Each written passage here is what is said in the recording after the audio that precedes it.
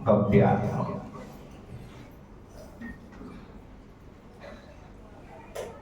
करीब मेरी उम्र 10 साल की रही होगी।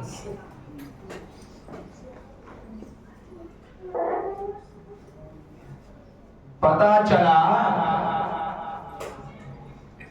कि संत शिरोमणि आचार्य श्री विद्यासागर जी महाराज अपने संग के साथ पिंडरी आ रहे हैं। ये पिंडरी के इतिहास का पहला अवसर था कि किसी दिगंबर मुनि का नगर में प्रवेश हो रहा था। उसके पहले कभी कोई दिगंबर मुनि के चरण पिंडरी में नहीं। जब से गांव वालों ने सुना तभी से पूरा गांव भक्ति से भर गया, भक्ति से छूट गया।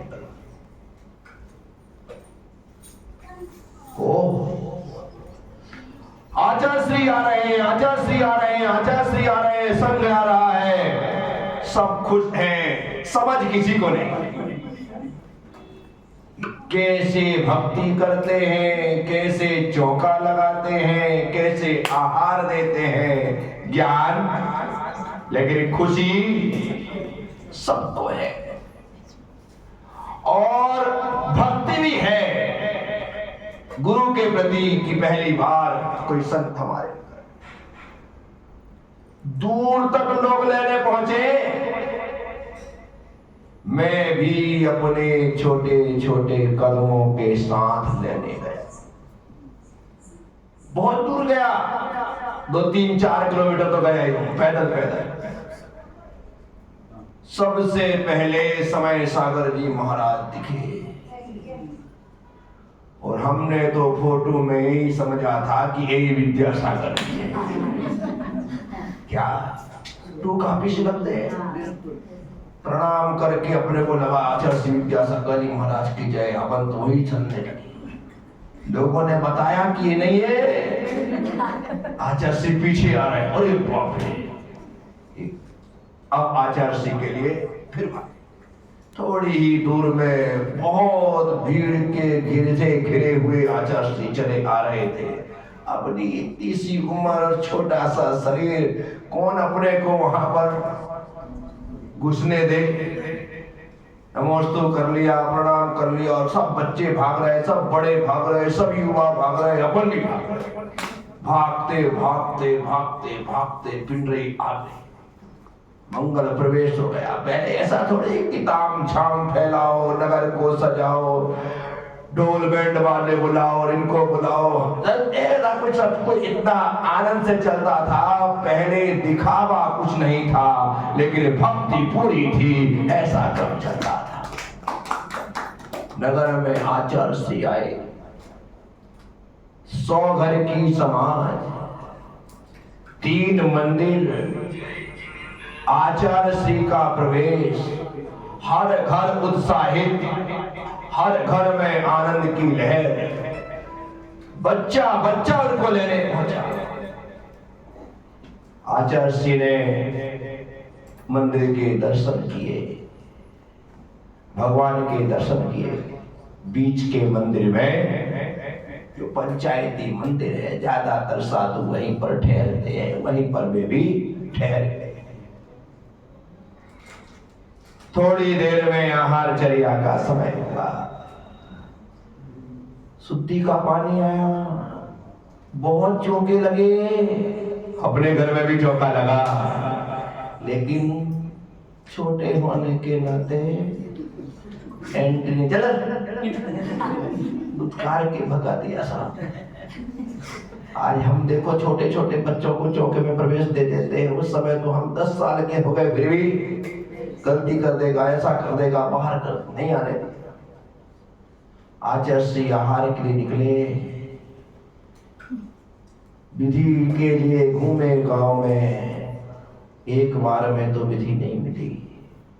फिर वापिस आए तो हमारे विजय भैया के यहाँ पर, विजय जी उनके यहाँ आचार्य का आहार हुआ। पहली बार पिंडरी में हे स्वामी नमोस्तु नमोस्तु की आवाज गूंजी, अत्र अत्र तिस तिस की आवाज गूंजी, घर घर में चौके पड़गान हो रहा है। विजय भाई का पुण्य का उदय था कि उनके वहां पड़गान हो गया।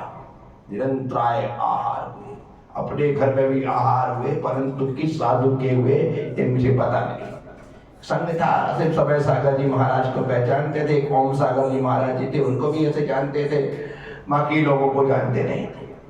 ठीक, आहार। दोपहर में आचार्य जी का बाजार में प्रवचन हुआ। सब प्रवचन सुनने के लिए आए, जैन तो जैन, अजैन भी वहां पर पहुंचे।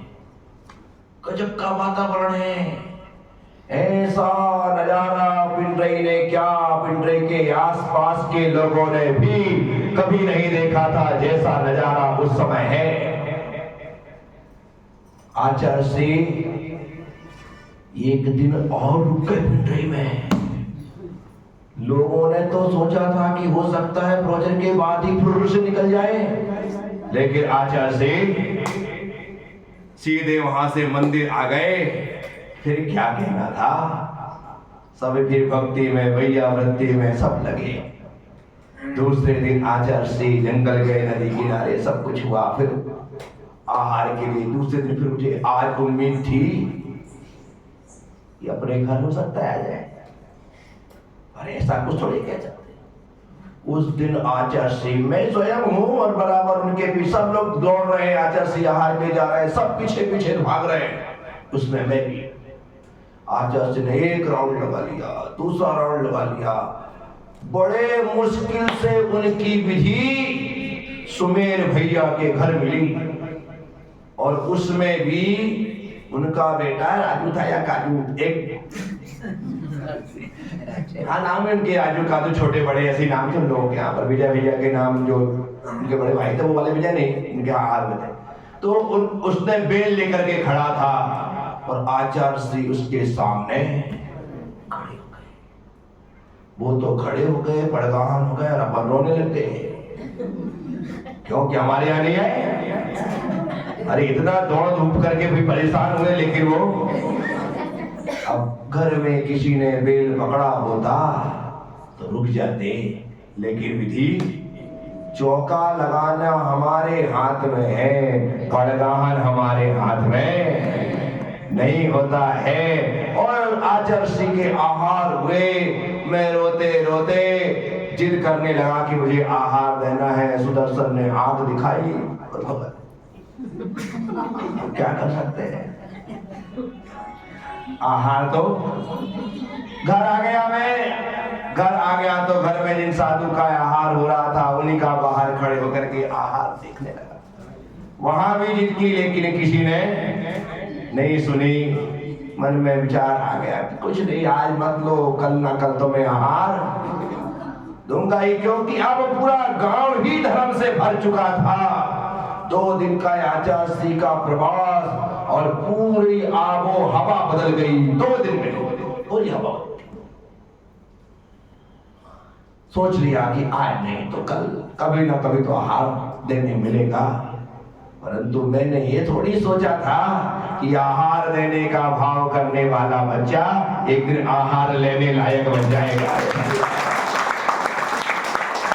ये कौन इसमें सोच सकता है कि मैं आहार देने का सोच रहा हूं और आज मैं 35 साल से आहार ले रहा हूं, दिगंबर मुनि बन करके।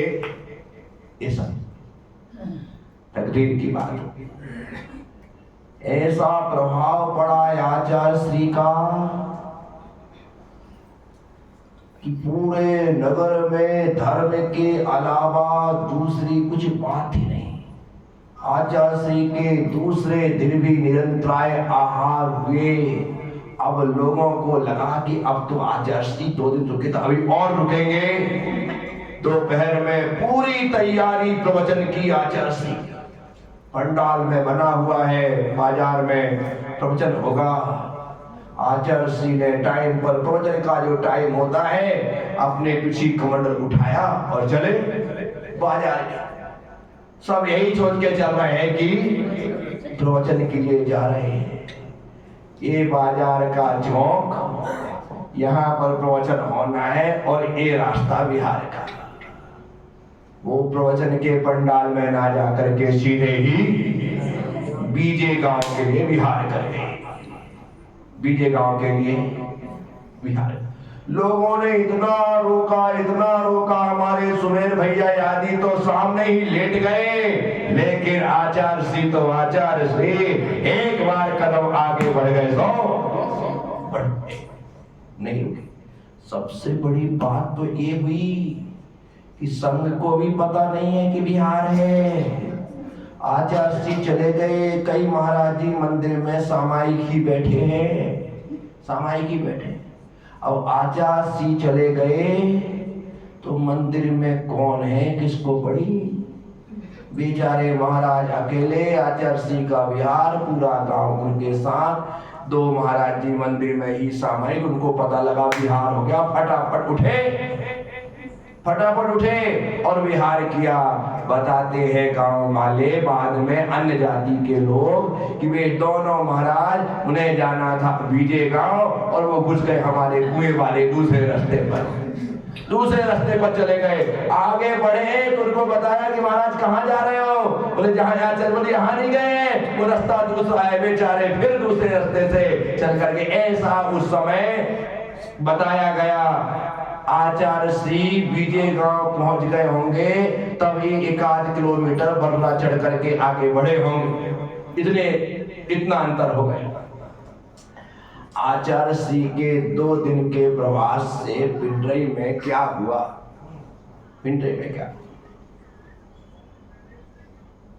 सब लोगों में धर्म की अमिट छाप थी। पिंडरई एक ऐसा गांव बना, मुझे अच्छे से याद है, क्योंकि अब मैं पूरी तरह से होश संभाल चुका हूं। अब बच्चा जरूर हूं, लेकिन अब मेरा मन और मस्तिष्क बच्चा नहीं है। आचार्य श्री का ऐसा प्रभाव पड़ा। आचार्य श्री वहां से जबलपुर पहुंचे।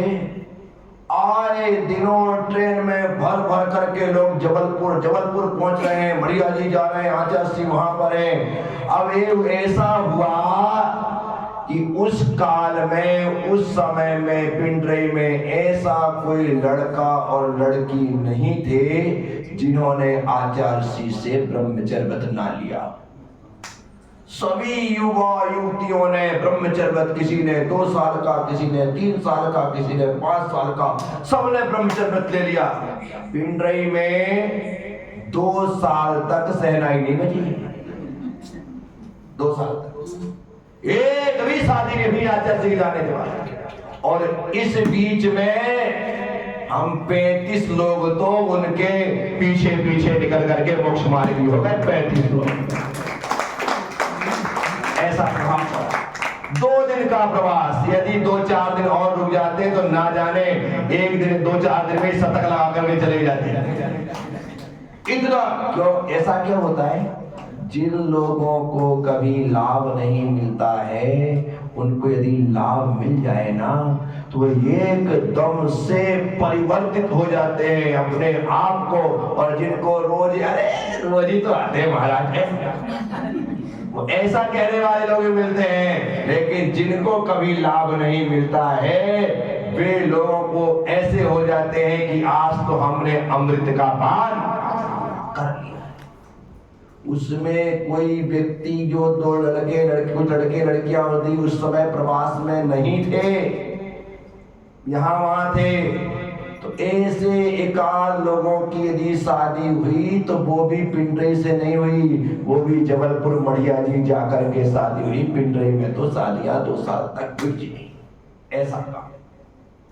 उसका ऐसा प्रभाव पड़ा कि आचार्य श्री फिर लौट करके कुछ साल बाद पिंडरई आए, लेकिन तब तक मैं घर बार छोड़ चुका था, पिंडरई में नहीं था। उस समय आकर के आचार्य श्री पिंडरई रुके रुक करके उन्होंने जाना, पता चला कि इतने सारे लोगों ने ब्रह्मचर्य व्रत लेकर के गृह त्याग कर दिया है, सब छोड़ दिया है। उन्हें जब पता चला तो उन्होंने कहा अब इस पिंडरी का नाम बदल देना चाहिए, और उन्होंने खुले मन से घोषणा की कि आज से मैं पिंडरी का नाम व्रती नगरी घोषित करता हूँ। और उन्होंने ऐसे उस पिंडरी में धर्म की प्रभावना हुई। लेकिन वो एक समय था, एक समय था।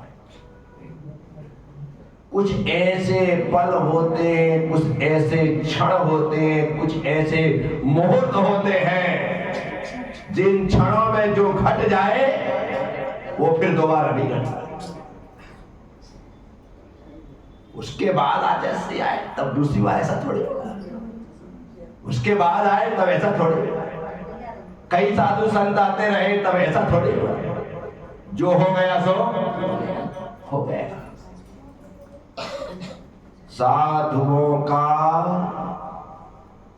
सानिध्य, साधुओं का सत्संग जीवन के रंग और ढंग को बदल देता है। पूरी तरह से जीवन रूपांतरित हो जाता है। भले लोग वैरागी ना हो, लेकिन साधु संतों के भक्त तो साधु संतों के प्रवास के दौरान जरूर हो जाते हैं। लगने लगता है कि ये सत्संग ही जीवन है, धर्म ही जीवन है।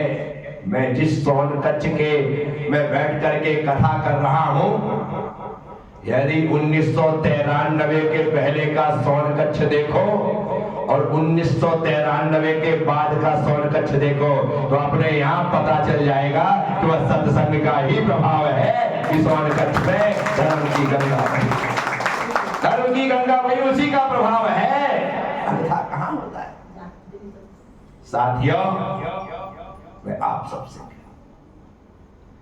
अच्छा होता है तो कभी बुरा भी होता है। जिस समय मैं घर में था उस समय मैंने ऐसी बहुत सारी चीजें देखी थी। यानी कि मैंने स्कूल प्रारंभ किया ही 78 में, और 79 में ऐसी दूरी दुनिया में खबर थी कि दुनिया नष्ट होने वाली है, दुनिया नष्ट होने वाली। और वो खबर इसलिए थी क्योंकि नासा के द्वारा छोड़ा गया 1973 में जो स्काई लैब था, क्या था? स्काई लैब छोड़ा गया था, जिसका वजन 85 टन था। वो धरती में गिरने वाला, धरती में गिरने वाला। और उसकी खबर ऐसी आकाशवाणी में चली, हर न्यूज में, सारे लोग डरे दहशत में रहते थे कि स्काई लैब गिरेगा, स्काई लैब गिरेगा, स्काई लैब गिरेगा। अब ना जाने कहां गिरेगा ये पता नहीं था। वो डर सारी दुनिया में रात रात भर लोग डरे रहते थे, दिन दिन भर लोग डरे। आकाश में जरा सा कोई उल्का पात दिखाई दे जाए तो लगता है स्काई लैब, ऐसे डरे थे लोग। जो लोग हैं आप लोग भी जानते हो, पूरे देश और दुनिया की बात है, खाली पिंडरी में नहीं। वो तो आकाशवाणी से सुनाई पड़ता था और लोग दहशत में आ जाते थे। ऐसा स्काई लैब गिरा, लेकिन ऑस्ट्रेलिया के ऐसे वीरान स्थान पर और समुद्रों में गिरा जहां पर किसी भी प्रकार से कोई हानि नहीं। उसके बाद खग्रास चंद्र ग्रहण, सूर्य ग्रहण पड़ा। इतना खतरनाक सूर्य ग्रहण पड़ा जो दोपहर में तकरीबन 11-12 बजे चालू हुआ और शाम तक पूरा ऐसा नजारा था जैसे रात हो गई। ऐसा खतरनाक सूर्य ग्रहण था।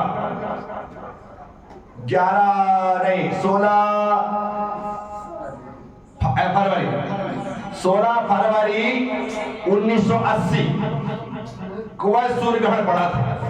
इतना खतरनाक। उस समय में हमारे गुरुदेव मुनिराज बन चुके थे और वो उनकी किताब में मैंने अभी पढ़ा पिछले दिनों ही कि वे उस खग्रास सूर्य ग्रहण के काल में भी इस गांव से विहार करके दूसरे गांव में पहुंचकर तकरीबन इतना लंबा विहार किया कि लोगों ने मुनिराज को अपने मंदिर में नगर में देख करके दरवाजे और बंद कर लिए। बोले ऐसे समय में कोई घर से बाहर नहीं निकल रहा है, विहार करके कैसे आए? विश्वास नहीं हो रहा था। उनसे पूछा गया, बताया, जाना गया, तब पता लगा कि वहां से विहार करके आए, हकीकत में पुष्पदंत भूतवाली महाराज है, अन्यथा लोग मंदिर में प्रवेश नहीं दे रहे। इतना खतरनाक सूर्य ग्रहण था वो। और उसे हमने उस टाइम पर जब छोटे से थे अपनी आंखों से देखा। लेकिन कैसे देखा? ऐसी आंखों से नहीं, उसमें काला वाला चश्मा नहीं मिलता था। कहाँ है चश्मा? कांच को काला कर लेते थे। कैसे? चिमनी के ऊपर कांच रखा और कांच पूरा काला हो गया और कांच से ऐसे देख रहे। कैसे? ऐसे बोलो, कैसे? ऐसे। और उससे देख रहे हैं पूरा गांव उसको देखने में। आजकल तो वैसे ग्रहण पढ़ते थे पर वैसे नहीं पढ़ पा रहे जैसा उस समय पढ़ा। वो भी एक भयावह घटना थी जो उस समय पड़ी। ये सब कुछ चलते रहे। उसी समय हमारे मध्य प्रदेश में भोपाल गैस कांड हो गया। क्या हो गया? भोपाल गैस कांड। हजारों लोग सोए के सोए रह गए। हजारों लोग अपंग हो गए, हजारों लोग अंधे हो गए, हजारों लोगों की आंखें खराब हो गई, हजारों लोगों के हार्ट में तकलीफ हो गई, सांसों में तकलीफ आ गई, दुनिया भर की बीमारियां उस समय हो गई। ऐसा समय, उसी समय इंदिरा गांधी की गोली मार करके हत्या कर दी गई। क्या कर दी गई? इंदिरा गांधी की गोली मार कर। अरे इंदिरा गांधी तो मरी, पूरा देश आग से जल उठा। पूरा देश आग जली, तोड़ फोड़, लूट पाट, हिंसा, ऐसा। सिखों को तो घर से निकाल करके मारते थे। उन लोगों की दुकान में आग लगा रहे थे, उन दुकानों को दुकान लूट रहे थे। हमारे गांव में सिर्फ एक ही सिख था बेचारा, उसकी पूरी दुकान लूट ली, आग लगा दी। उसने ऐसा घबरा करके अपने दाढ़ी मूछ के पूरे बाल घुटवा लिए। कम से कम मरता क्या नहीं करता, ऐसी दशा हुई। अपनी आंखों से मैंने सब कुछ देखा। तो अच्छे समय भी यदि रहे तो ऐसे बुरे समय भी आए। लेकिन इसी टाइम पर क्या हुआ? वहां इंदिरा गांधी मरी, यहाँ भोपाल गैस कांड हुआ, स्कूल पूरी तरह से बंद है। स्कूल, पूरे मध्य प्रदेश के स्कूल लगातार बंद चल रहे हैं। इंदिरा गांधी मरने के बाद तो ये जो दंगे हुए तो और लंबे समय तक महीनों स्कूल नहीं खुले, ऐसी स्थिति हो गई। इस बीच में जो हुआ ना वो सुनने जैसा है, पर आज नहीं कल सुनाऊंगा। क्या बोलो? महावीर भगवान की